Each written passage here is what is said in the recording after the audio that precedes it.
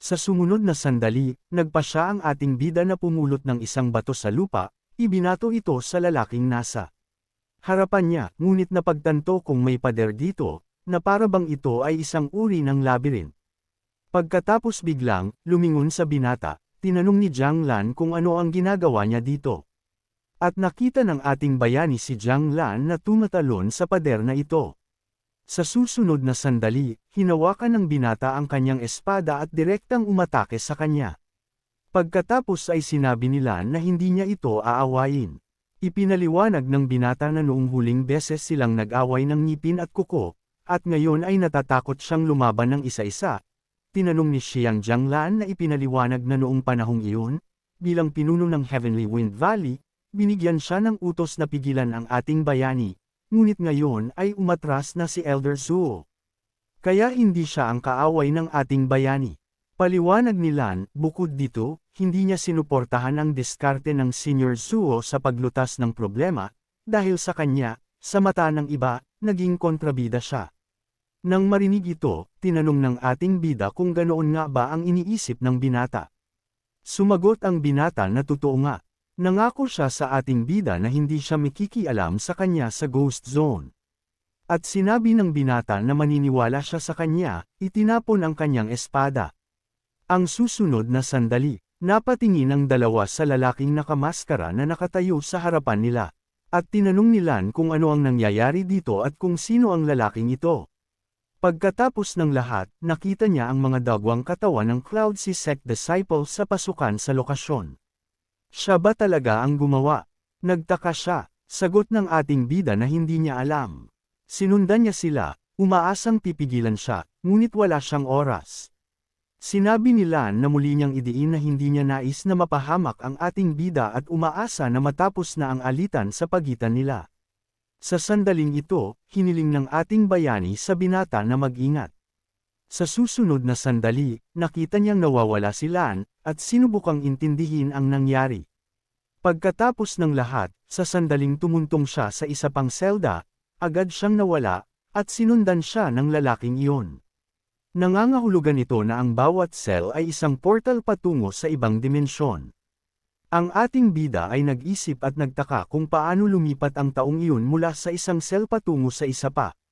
Paano kung, para dito, kinakailangan na harapin ang mga pagbabago sa espasyo na matatagpuan sa loob ng bawat isa sa kanila, na nakatayo sa mga parisukat kung saan ang ating bayani ay tulad sa isang chessboard. Naisip niya na sa isang paraan o iba pa, kailangang may daan palabas sa labyrinth na ito. Sa pagkakataong iyon, muling sumulpot si Lan sa kanyang harapan, at nagulat ang ating bida nang makita siya, at sinabi niyang maswerte ang binata, si Xiang na hindi niya binitawan ang kanyang mga salita.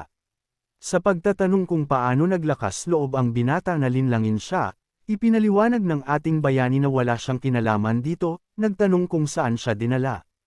Pagkatapos ay ipinaliwanag nila na siya ay dinala sa isang impyernong lugar na may dagat ng apoy. Muntik na siyang masunog hanggang mamatay.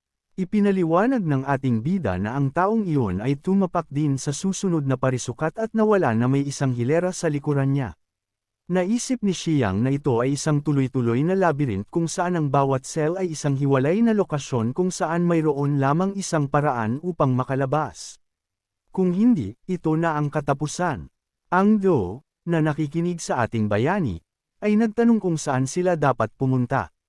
Ngayon, sinabi ng binata na hindi niya alam, dahil ang lugar na ito ay binubuo ng magkaparehong itim at puting mga selula. Walang tiyak na pattern dito. Ipinaliwanag ng plano na kung kailan, ano ang punto ng pag-aaksaya ng oras sa mga pag-uusap. Kung hindi alam ng binata ang butas, ang tanging paraan ay ang paggamit ng dahas, baka makapag-isip pa siya.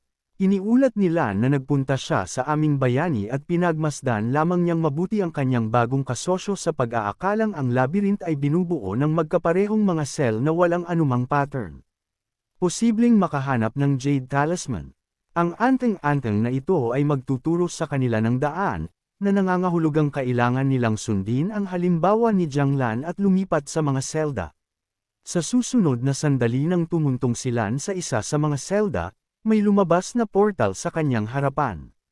Naisip niya na isa pang cell ang inilipat niya at hindi naman masama. Tila, nagpasya siyang huwag tumayo. Dapat ay kaya niya rin kung pinili niya ang parehong round bilang kanya.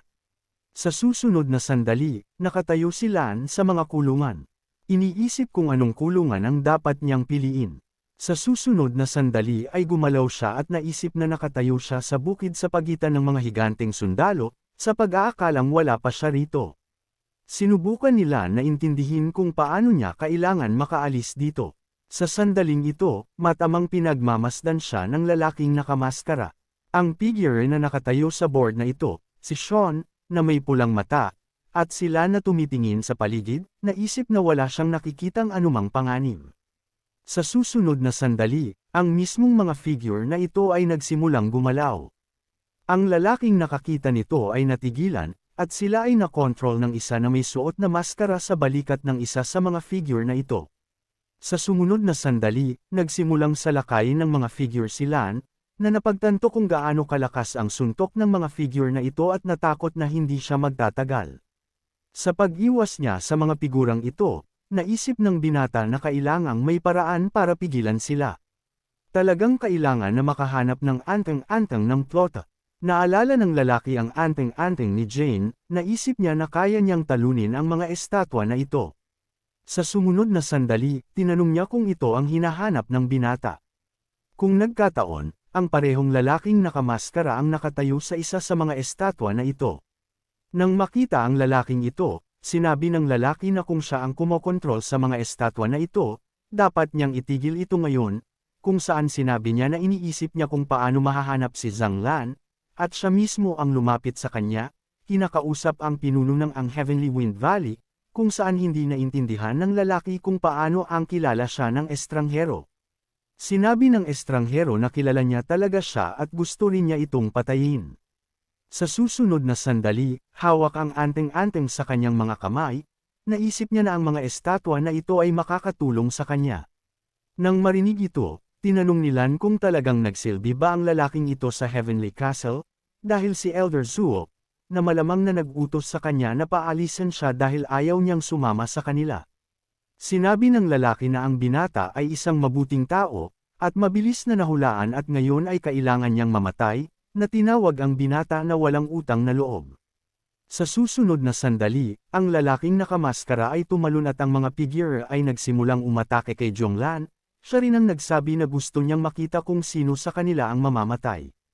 Sa susunod na sandali, nabasag ang mga figure, gusto niyang puntahan ang lalaking nakasuot ng maskara, ngunit maingat na pinagmamasdan siya.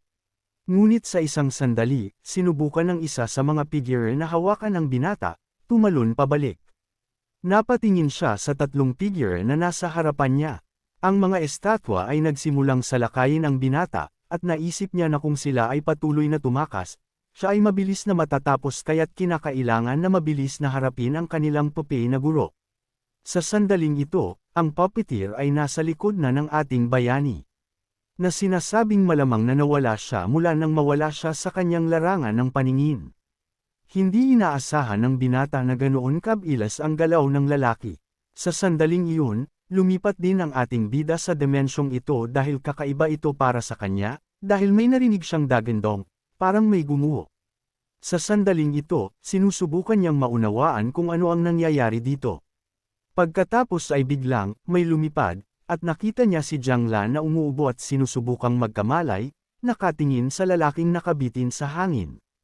Tinanong ng binata kung ginawa niya ito sa kanya, at sinabi ng lalaking nakamaskara na may daga sa kanyang harapan. Binati siya na sinasabi na ito ang sumusunod sa kanya. Talaga ba, gusto na rin niyang magpaalam sa buhay? Sa sandaling ito, nagpasya sila na bigyan ng babala ang ating bayani. Dapat daw mag-ingat ang binata dahil kinokontrol ng lalaking ito ang mga estatwa ng bato sa tulong ng isang anteng-anteng na jade, at hindi sila matatalo ng binata. Sa sandaling ito, ang mga estatwa ay nakatingin na sa ating bayani at kay Lan, na nasugatan, at sinusubukang tulungan ang binata, paliwanag ng ating bayani, upang malaman ng isang ito na hindi niya ito ginawa para sa kapakanan ni Lan. Kailangan lang niya ng anteng-anteng.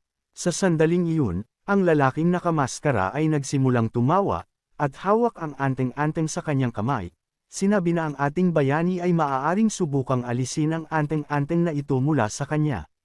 Binunot ang kanyang espada, sinabi ng binata na hiniling ito ng kanyang kaaway at nagtuloy sa pag-atake, tumalon diretso sa kanyang kalaban. Hindi niya inaasahan na ganoon kabilis ang galaw ng binata. Sa sumunod na sandali, nasa likuran na niya ang ating bida, sinusubukang salakayin ang lalaking nakamaskara. Pagkatapos ay tumingin dito, hindi niya maintindihan kung paano ito ginawa ng binata. Sa sandaling iyon, nagsalita siya tungkol sa pagpapatapos ng lahat ng mga estatwa sa ating bayani, at sinimulan nilang salakayin ang binata. Ngunit ang aming bayani ay napaka nakakatawa tungkol dito, at ginamit niya ang mga intensyon ng espada ng unang anak na lalaki upang salakayin ang lahat ng sabay-sabay. Sa sumunod na sandali, pumikit sila at hindi makapaniwala sa nakita sa papalapit na ating bida. Ang lalaking nakamaskara, nagpasya na mas magiging masaya ang laban nila. Pero parang nagkamali siya, nakatingin sa anteng-anteng na damaykit sa kanyang kamay, sa taunang estranghero, si Jong Lan, sinusubukang bumangon at lumapit sa ating bayani mula sa kanyang upuan, umuubo ng dugo, tinanong kung tapos na ang lahat. Ipinaliwanag ng aming bayani na hindi niya dapat isipin, dahil hindi siya makakatanggap ng isang anteng-anteng, hawak ito sa kanyang kamay sa sandaling iyon. Ngunit sinabi nila na mali ang pagkakaintindi ng binata. Hindi niya inaasahan na ganoon pala kalakas ang ating bida. At nagpasalamat sa katotohanang nailigtas siya ng binata. Tinanong ng ating bida kung kilala siya ni Lan, at sinabi nila na hindi niya akalain na nakipag-deal si Elder Zuo sa Sky Castle para patayin siya. Pero hiniling ko sa binata na huwag mag-alala. Sa sandaling makaalis sila rito, isusumbong nila ito sa matanda. Ibinalita ng binata sa ating bida, nag-aalala ako sa susunod na mangyayari. Sinabi ng binata na hindi bababa sa ngayon ang kwarta ay handa na para sa susunod na pag-atake, hindi sila titigil. Kaya't kailangang mag-ingat ang binata. Ipinaliwanag ng ating bida na pupunta siya may iba pa siyang gagawin sa sandaling ito. Tinanong nilan kung alam ba ng binata kung paano makaalis dito. Ipinaliwanag ni Chiang na mayroon siyang isang paraan. Ngunit kung nais nila na iwan ang labyrinth kasama niya, kailangan niyang ipangako sa kanya ang isang bagay. Nang marinig ang kahilingang ito, naging interesado. Ang binata sa kung anong hakbang ang gustong ipangako ng ating bida. Tanong ng binata na kapag nasa labas na sila ay makikita nila ang kanyang Jade Talisman. Sinabi nila na hindi niya ito gagawin. Tapos sabi nung guy kung walang tiwala sa kanya, pagkatapos ay maaari siyang manatili dito. Sa sumunod na sandali, aalis na sana ang ating bida, ngunit sinabi nila na paniniwalaan niya ang binata para tingnan niya ang tatlong anteng-anteng na kanyang nakolekta. Nagtatanong kung tiyak na titingin ang ating bida dahil may nakatago na mahalagang bagay o iba pa, sa kanila. Tinanong niya kung sino ang lalaki, sinabi na hindi niya ibinubunyag ang kanyang mga sekreto at kumuha ng dalawang anteng-anteng upang tingnan. Napagtanto ng binata na tama na kumuha ng pangako mula sa kanya. Hawak ang mga anteng-anteng sa kanyang kamay. Sa susunod na sandali, ibinalik niya ang mga ito kay Lan, nagpasalamat sa kanya at sinabing ngayon ay kahit sila Lan ay nakatingin sa mga anteng-anteng. Akala ko parang walang nagbago.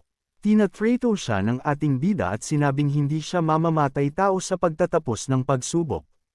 Sa sandaling ito, pumunta si Sister Zia sa lawa kung saan nakaupo ang isang malaking palaka. At ang lalaking nagngangalang Beleng at nagtanong kung nandito rin siya. Minsan ay sinabi ng binata na hindi niya akalain na sa ghost zone sila magkabanggaan. Malamang ito ay kapalaran. Sa pagtingin sa dalaga, tinanong ng lalaki kung paano sila magpapasya kung sino sa kanila ang makakakuha ng Jade Talisman. Nagulat ang dalaga at tinanong kung ano ang pinag-uusapan ng binata, dahil walang Jade anteng-anteng dito, na sinabi nito na huwag itong magpanggap na hindi niya alam kung ano ang hitsura ng Jade Talisman na ito. Nakapagtataka kung paano siya nakarating dito. Pagkatapos ng lahat, karamihan sa mga anteng-anteng na ito ay nakatago sa mga pinakamapanganib na lokasyon mula sa Ghost Zone. Ngayon sila ay nasa isang latian na lugar sa gitna kung saan nakaupo ang higanteng hayop na ito. Naisip ng binata na ang halimaw na ito ay binabantayan ng isang Jade Talisman. Ang batang babae na nakatingin sa kanya ay naunawaan na ang kanyang mga kasinungalingan ay nabigo, at hindi niya mahuhulaan na kailangan nilang lumaban sa huling round. Sinabi ni B na maaga o huli, ito ay tiyak na mangyayari pa rin.